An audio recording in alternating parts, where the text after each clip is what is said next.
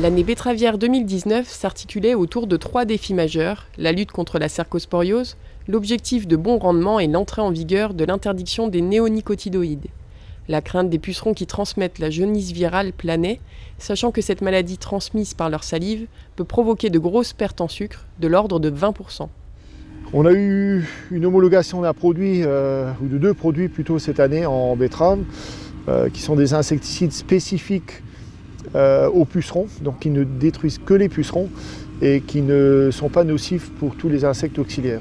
Et ce qu'on avait vu quand même, c'est qu'avec l'apparition des pucerons, on a vu quelques auxiliaires qui traînaient, donc notamment les coccinelles, mais pas en suffisamment nombreuses pour pouvoir contrôler la population de pucerons. Et donc le fait d'avoir pu limiter la population de pucerons à un moment avec ces 2 insecticides, en même temps la population de coccinelles a pu se développer.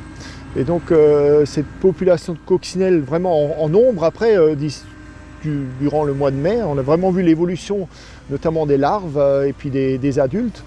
Par la suite, ces coccinelles ont pris le relais sur le contrôle des pucerons. Donc au final, avec une intervention limitée, on a pu permettre le développement des coccinelles qui par la suite ont pris le contrôle des colonies de pucerons.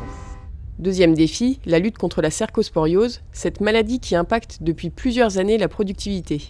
Cristal Union a imaginé un plan d'action en 3 points. Le premier point, c'est une aide par la variété. Donc, les sélectionneurs ont mis au point des variétés tolérantes à cette maladie que nous avons développées. Et puis, nous avons incité nos planteurs à utiliser ces variétés en priorité. Le deuxième point a été de contrôler l'apparition de la maladie. Et sur ce point, on était toujours un peu en retard de quelques semaines ou de quelques jours. Et on sait que c'est une maladie ultra virulente et qu'il faut tenir dès le départ.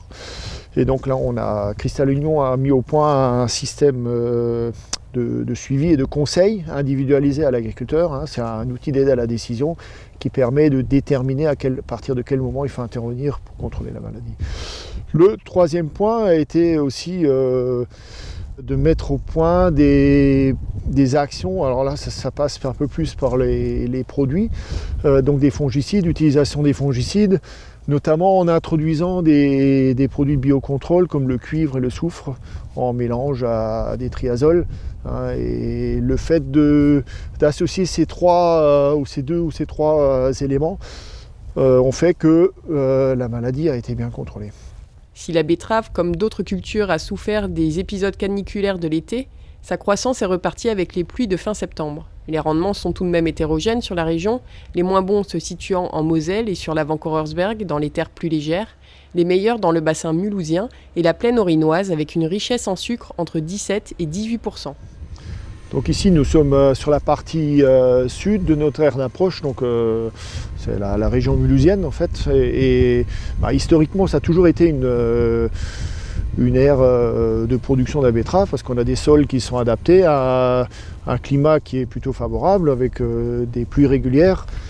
Et donc il y a eu en 2007 avec le plan d'abandon, c'était lié un peu à la réglementation européenne. C'est des régions qui ont diminué leur surface et qui, depuis 2017, ont repris un peu les surfaces. Et donc on retrouve aujourd'hui des producteurs un peu plus nombreux.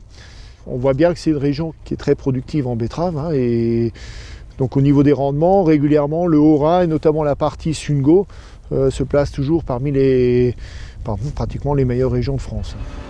Les producteurs du secteur ont créé l'Acuma SAB pour Sud Alsace Betterave, qui dispose de 2 arracheuses intégrales ROPA, conduites par l'ETA Brodag. Cette année, l'entreprise a 620 hectares à récolter. Elle a démarré ses chantiers autour du 24 septembre, dans des conditions correctes, plus humides que les 2 années précédentes.